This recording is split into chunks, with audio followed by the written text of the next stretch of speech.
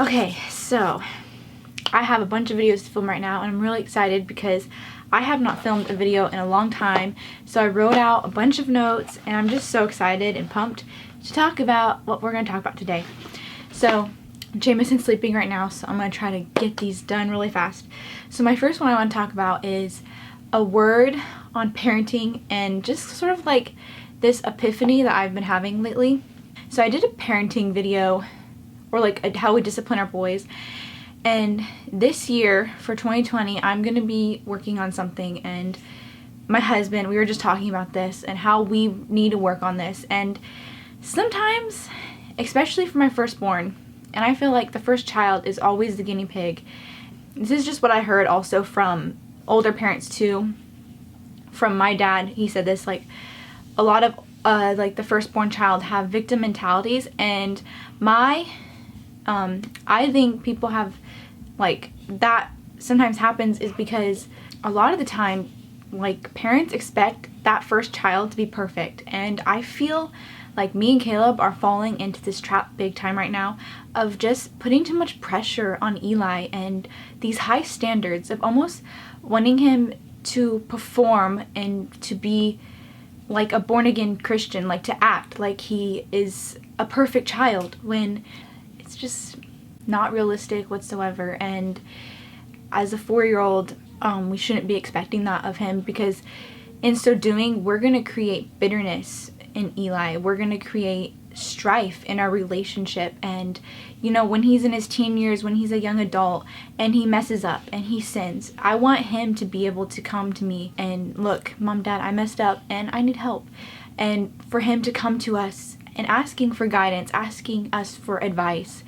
I know that a lot of kids, they don't want to go to their parents and ask for advice because they're afraid that they're going to get judgment from their parents. They're going to get, like, they just don't respect their parents' advice, and perhaps they fear their parents and what they're going to say. And I don't want Eli to obey us out of fear, to lie behind our backs because he fears us. And yeah, I just want to have a healthy, flourishing relationship with my son. And by doing that, by just having this epiphany of like, we need to be gracious towards him. You know, not let sin abound, but to correct him out of gentleness and to correct him with love, knowing that, you know, me and Caleb have done sin too. Like, we're not perfect. Like, we've done like the exact same thing that Eli messes up with every day, and we shouldn't expect him to be perfect at all. And I'm not saying that I expect perfection out of my son, but I just expect him to get these concepts that his little 4-year-old mind can't grasp quite yet. And this is going to take time, and it's going to take effort each day.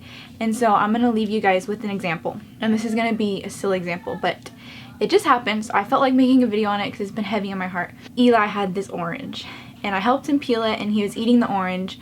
And his cute little cousin came up, and he's just 2. And so, you know, 2-year-olds, they see food, they want it. And so he kept asking Eli for an orange, and Eli was hesitant to share. But I talked him into giving him a couple pieces, and he gave him like 2 or 3, but then his little cousin kept asking for more. And then in Eli's mind, he's like, whoa, he's taking all my oranges. And so he kind of just started to throw a fit. By solving the problem, I should have just grabbed another orange. Like, how silly of me, right? I could have just walked over to the kitchen and grabbed another orange. But instead, I put it onto Eli, and I said, no, Eli, you need to share. You need to treat others the way you want to be treated. And yes, that's a great concept, but he did share. And I was putting the pressure and this high standard of him to behave like a born-again Christian, when not even like 13-year-old boys would be like, oh, you can have my orange, cousin, and I'll just peel another one. Like, I didn't do that as a child. Like, I didn't share like that as a child. Yes, Eli did good because he shared a few, but then I expected him to go above that, above his 4-year-old mind, and just hand over everything, when that caused him to throw a fit, when I could have been the one to graciously like be like, I'll just get another one. But then I almost had this pride in myself where it was like, no, this is a life lesson I need to teach Eli right this minute, and he needs to understand it right now, and if he doesn't, then like I'm not being a good parent or something. But that's not the case. I could have just been gracious and be like, you know, Eli, you did a good job. You shared a few. Let's just go get another one. And it could have been that simple, but then I caused Eli, well, I feel like it could have been avoided, but then he started to throw a fit.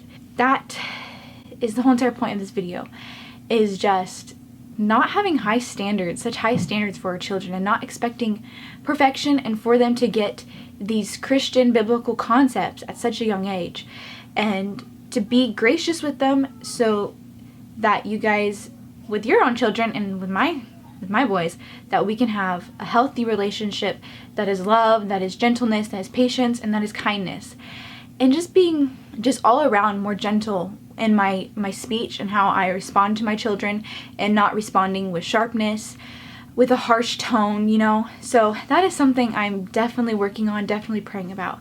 So I hope this video has helped you in some way. And, you know, if you're interested in more content like this, then please stick around and subscribe. Okay, bye.